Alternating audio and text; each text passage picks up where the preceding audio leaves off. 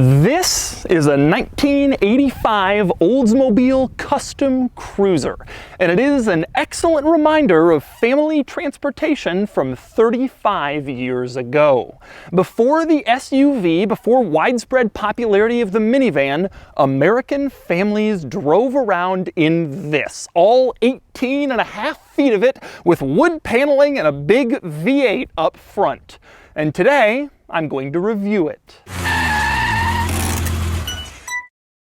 I've borrowed this custom cruiser from a viewer here in the San Diego area, and I'm going to start with a little history. Now, the custom cruiser first came out in the early 1970s as Oldsmobile's big full-size family wagon. This 1985 model comes from the second generation, which came out in 1977. Now, the second gen was sold all the way through 1990 when it was redesigned and became the third gen, but that was only sold for a couple of years before the custom cruiser was canceled. The demand for big V8 rear-wheel drive station wagons was starting to dry up in favor of minivans and SUVs. Now, the second generation custom cruiser was available with a variety of different V8 options, including at one point a diesel V8, but most of the later ones, including this car, had a 5-liter V8 that makes 140 horsepower. Now, you're probably thinking, well, okay, but I'm sure it's a torque monster. Not quite. It had 250 pound-feet of torque, which is better, but needless to say, I don't think this is exactly going to be a sports car when I get it out on the road. But we're going to find out. Today, I'm going to take you on a tour of this car, and I'm going to show you all of the quirks and features of family transportation the old way. Or should I say the Olds way? Anyway, then I'm going to get it out on the road and drive it, and then I'm going to give it a Doug score. And for more of my thoughts on the custom cruiser experience, click the link below to visit autotrader.com/oversteer, where I've also rounded up a list of the best preserved older station wagons currently listed for sale on AutoTrader.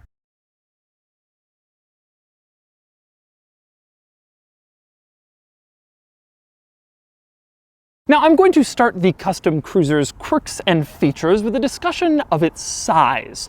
Its massive, gargantuan size. This vehicle is 221 inches long, which makes it only slightly shorter than today's modern Super Duty and heavy duty full-size trucks. Not just the regular Ford F-150, but like the 250 and the 350. Or, for our European friends out there, a little scale, this is 3 feet longer than a Mercedes-Benz C-Class for just a regular old family vehicle back in the 1980s. Now, next up, still on the outside, I want to move on to the wood paneling, which of course is not real wood. You figure this car is almost 20 feet long, and then they have wood paneling along the back too, so if it had been real wood, they would have had to stick like 45 feet of wood on every custom cruiser, and that wasn't going to happen. So if you open the doors and look inside, you can see it's actually like a little decal that looks like wood. Now, by modern standards, this is absolutely ridiculous.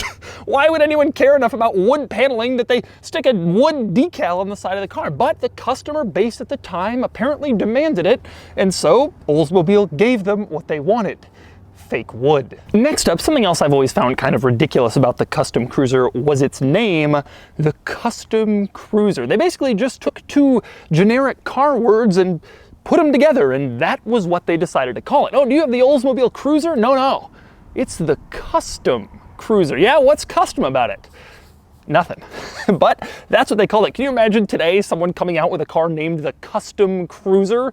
It's just ridiculous to even think about, but back then it was kind of normal, actually. And speaking of old school design elements of this car that would probably never fly today, how about the wheels? This car has these wire wheels. Today everybody wants alloys, or steel wheels are on base model cars. Nobody's doing wire anymore, but Oldsmobile was at this time. It was just sort of the normal thing back then. I also love love the roof rack on this car, this big chrome roof rack. This was common on family wagons throughout the 1970s and 80s. The thing I like most about this one is on today's cars, if you get a roof rack, it covers the entire roof. On this car, they didn't need to cover the entire roof. It was such a gargantuan car that they could start the roof rack in the middle of the rear door and you could still get everything you needed up there because this car and its roof rack was just so massive. And speaking of huge chrome stuff on this car, let's talk bumpers. In today's cars, bumpers are integrated into the style of the car and they're supposed to look so cool and nice.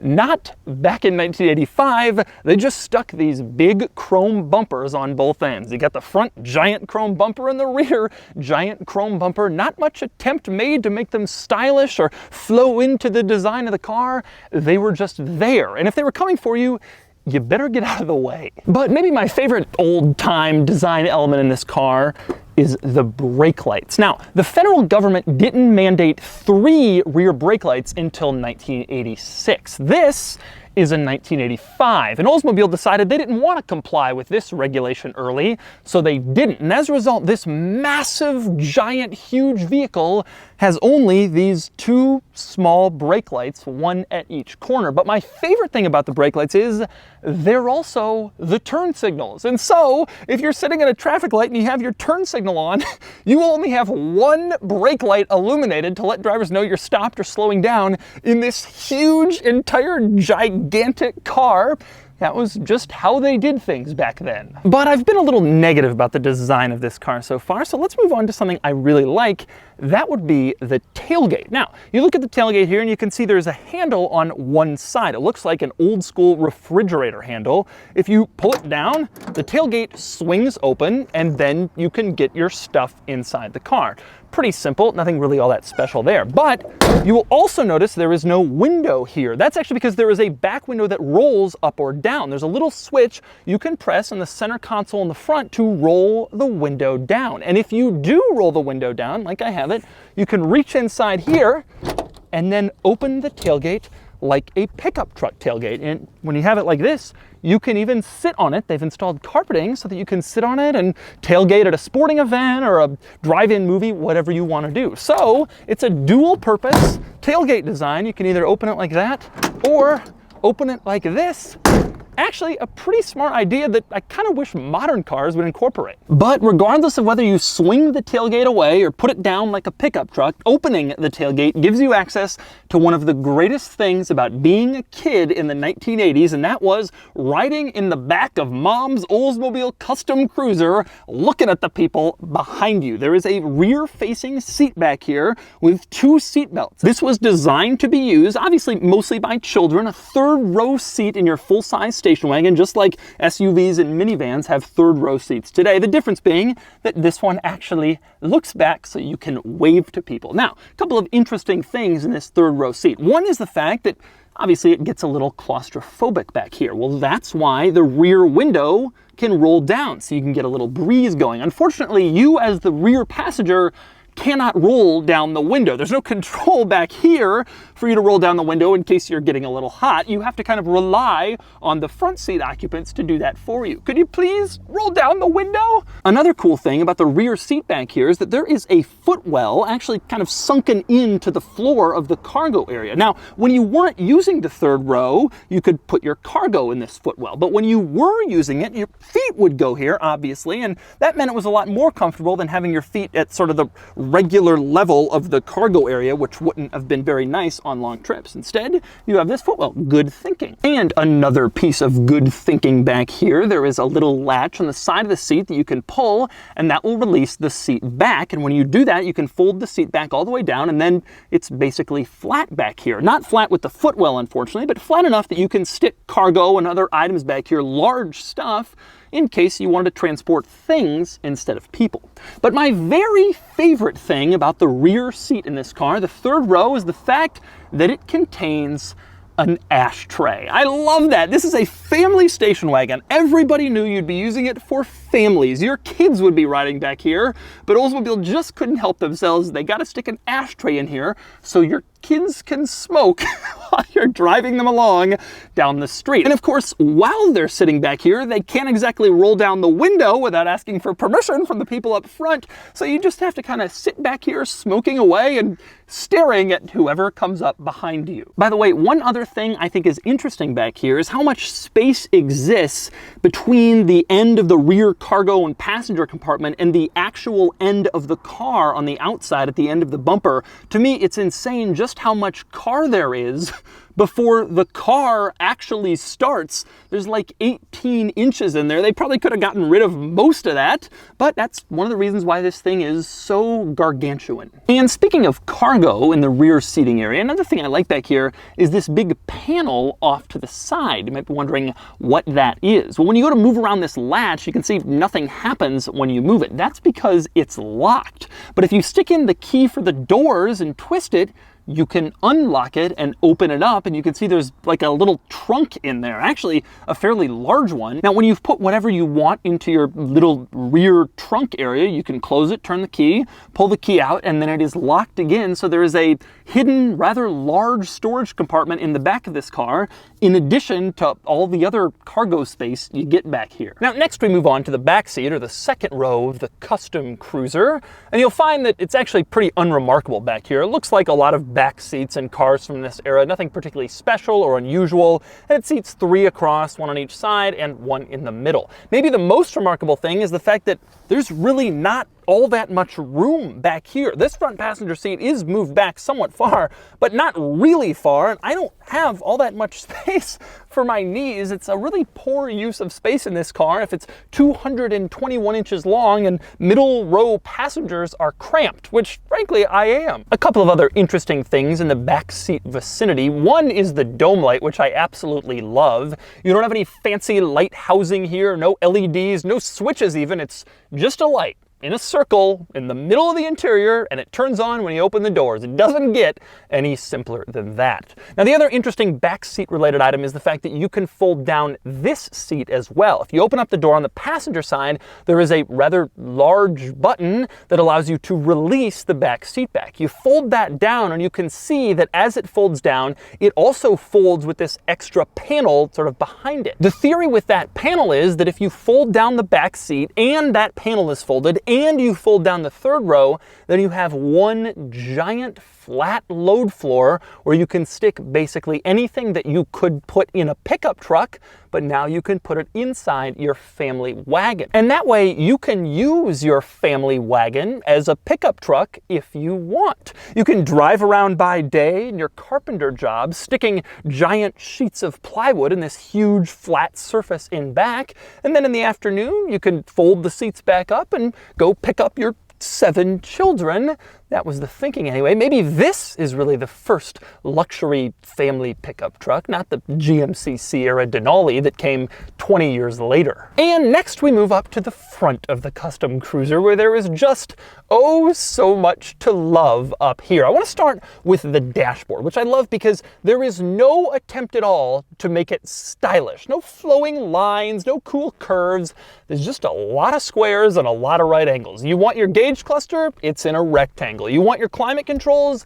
They're in a rectangle. Your stereo controls? They're in a rectangle too. The whole thing is just one giant group of rectangles and squares inside larger rectangles and squares. Now, obviously, one of the reasons that this dashboard is all squares and rectangles is that Oldsmobile decided not to make this dashboard sort of flow into a nice center console. And the reason for that is that this car has a center seat. So you have a front bench seat up here, and you can seat 3 people. Again, 2 on each side and 1 in the middle, just like the second row. And that means that this family wagon can seat 8 total, which makes it just as practical as a modern minivan and more practical than a lot of SUVs. Now, next up, still talking about the dashboard, I want to move on to the climate vents, and specifically the fact that it is insane how tiny these climate vents are. You got like 14 feet of car in here. You want to cool down with the air conditioning? Well, too bad, because you only have 4 climate vents, 2 in the middle and 1 on either side, and they're all incredibly, incredibly small. You could blast the climate control through these things, and it's going to take forever for the air to reach those third row passengers, especially with all of these windows in here. It's just ridiculous how tiny they are. But there is a nice little aspect to the climate vents in this car. There are two hidden climate vents. One is underneath the dashboard on the driver's side. It sort of blows air directly at your legs or between your legs when you're driving around. The old General Motors crotch cooler vent, which was actually a feature they used back then. Interestingly, this car also has a similar vent location on the passenger side, so you did have an extra vent over there to help cool things down. But when it came to center vents in this car, there's not many of them, and they're not very big, especially considering the size of the vehicle. Now, next up, underneath the climate vents, one of my favorite features in this dashboard area is the clock. You can see it's just one of these old-time rolly clocks, like an old car odometer. It's not digital. Oldsmobile wasn't quite ready for a digital clock just yet. Instead, this is what you get. Now, next up, below the climate vents and the clock, you have the controls for the radio, which in this car is an AM/FM radio with a cassette player. Now, one thing I like about this radio is that in a modern car, if you want to change the sound from like the front focus to the rear focus, you go into your infotainment screen and you dial it exactly where you want. In this car, it's a switch. You want F, you push it forward. You want R, you push it down. You want it in the middle, you leave it in the middle. It was just that simple. Now, as you were playing with your radio controls, you probably wanted a nice way to demonstrate the changes you were making to the sound. Just in case the radio wouldn't suffice to provide you with this demonstration, Oldsmobile gave you this. This is the Oldsmobile complimentary tape cartridge with like 30 songs, all perfectly designed to let you experience everything your Oldsmobile stereo had to offer. I love that this was included when the car was sold new, and I love that this car still has it. Now, next up, moving on to a couple of other quirks in the front of this car, one thing I love is the placement of the speeds on the speedometer. This car uses a horizontal speedometer, like a lot of cars did in this era, but I just love the fact that there's like an inch between 5 and 10 miles an hour, but there's like a millimeter between 40 and 50 miles an hour. Of course, nobody cares about the distance between 5 and 10. Oh, am I going 6 or am I going 7? Doesn't matter. But you do care if you're going 40 or 50, and yet that is really narrow. You have to look very closely to see if you're going over the speed limit. It's just terrible design, but I love to look at it. I still think it's great. Another piece of interesting design in this car is the steering wheel. Now, you can see that the steering wheel contains two separate horn buttons. Now, usually automakers put horn buttons in cars because the center pad had the airbag on it, so the horn had to move somewhere else until they could figure out how to make them coexist. But this car doesn't have an airbag. So you're thinking, well, what's in the center pad then?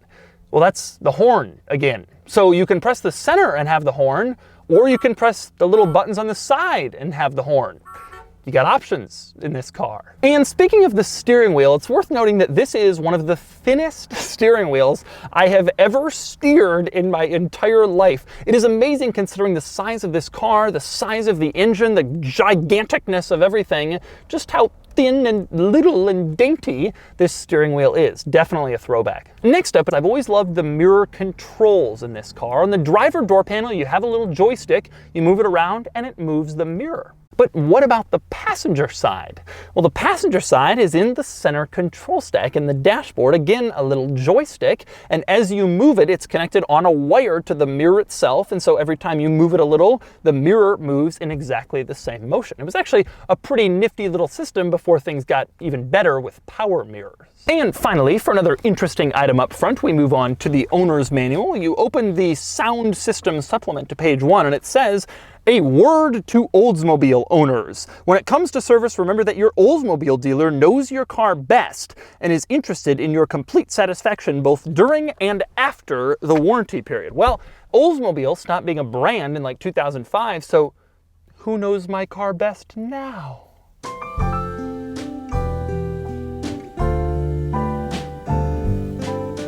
And finally, we move under the hood of the Custom Cruiser, and you can see the engine in this car. The engine is really ridiculous. First off, it's huge. The entire front end of the car is like 6 feet long, all engine. And like I mentioned, it's a 5-liter V8. It's a big engine. And like I mentioned, it makes all of 140 horsepower. Now, this isn't because this car is down on power. It was common of all the cars in the era. A lot of emissions regulations were coming on onto the scene at the time, and a lot of the engines had been developed before the emissions regulations, so to make them comply, they were just sort of starved for power until they worked and they fit with the regulations, and that meant you got cars like this with giant V8s that made 140 horsepower. And so those are the quirks and features of the 1985 Oldsmobile Custom Cruiser. Now it's time to get it out on the road and see how it drives. All right, driving the Custom Cruiser. This thing is so ridiculous. It's just so hard to find one of these in nice shape, or at all, but especially in nice shape. You know, so many of these were used as family transport. You know, they had kids and dogs in the back of them, and they were used as taxis, the Chevy versions were, and nobody thought to ever preserve this car. And why would you? They're not worth anything. Even this one in such great shape, you know, they're not worth really all that much. But that doesn't mean it isn't cool. Now, driving around, first off, it's just massive. It's absolutely ridiculously huge. And the steering is so light and the wheel so thin. This is just, the car had absolutely zero mind for driving experience other than we need to get a V8 in it, we need to be able to seat 8 people. The rest, whatever happens, happens. So it's a massive car, and it feels massive. The thinness of the steering wheel is just ridiculous. It's absurd to drive such a massive car with what honestly and truly feels like a child's toy steering wheel. I look back there and it is just so far behind me. I just drove a heavy-duty Ram, which you saw that video weeks ago, but it was about this size. And this is just a family wagon. The thing is, though, I just think this is so cool because you just don't find nice ones like this, and it's just a total relic. This is how families got around in the days before the SUV and the minivan. And the owner of this car told me when he drives it around, older people come up to him, oh, I had my first date in one of those. Oh, I had my first kiss in one of those, you know, that sort of thing. This car isn't any good adjective in terms of the driving experience. It's not fast, it's not sporty. Truthfully, it's not as comfortable as you might think. The seats are not like luxury car seats. The seating position, I mean, there's no headrest, so you can't lean back. It's not the best of anything. There is a lot of room. But I will say, in terms of just sheer, you know, everybody's got Priuses and Highlanders and C-Classes, and this thing is just, nobody's got one of these. It really just doesn't feel like any sort of good car when you're actually driving it. It's just monstrously slow. I can't believe they were, with it, not only with the engine, a 5-liter V8 this big, but with the front end this long. I mean, you could stick a 16-cylinder engine in here, but instead they got 140 horsepower. It's just a terrible car to drive. But that almost is part of the charm. That's almost like, yeah, of course it's a terrible car to drive. But when you were a mom in 1985, GM didn't care, and you didn't care about the driving experience. Could you carry little Timmy and 6 of his friends to the birthday party? Yes, well then we succeeded in our mission. And so that's the 1985 Oldsmobile Custom Cruiser.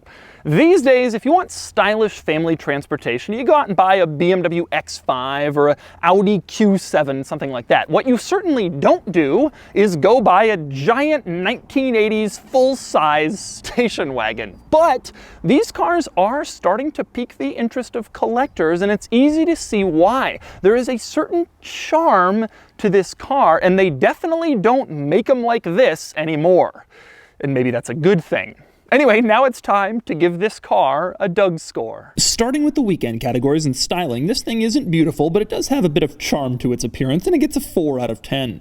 Acceleration, obviously, it gets a 1 out of 10. Handling is really, really bad, just horrible. I debated giving it a 1, but I've reserved that for cars that really do feel dangerous. This isn't quite there, and it gets a 2 out of 10.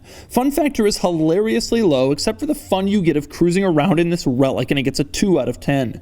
Cool factor is a bit higher. This would probably turn heads at a Cars and Coffee, it would certainly turn my head, and it gets a 5 out of 10 for a total weekend score of 14 out of 50. Next up are the daily categories and features. This is low on any sort of modern tech, and it gets a 2 out of 10. Comfort is decent, but the back seats are small, and frankly, it's not as comfortable as you might think, and it gets a 5 out of 10. Quality is average. Nothing in this car is tremendously nice, only okay, and it gets a 5 out of 10. Practicality is good with lots of seats, but physical size and fuel economy hurts things a bit here, and it gets a 7 out of 10. Finally, value, and these are insanely cheap if you can find a nice one, which isn't especially easy. It gets a 7 out of 10 for a total daily score of 26 out of 50. Added up, and the Doug score is 40 out of 100, which places it here against some other 1980s cars. The Custom Cruiser is an awful car to drive, and it's laughable in so many ways, but I love it. It's definitely fun to experience family car life from 30 years ago.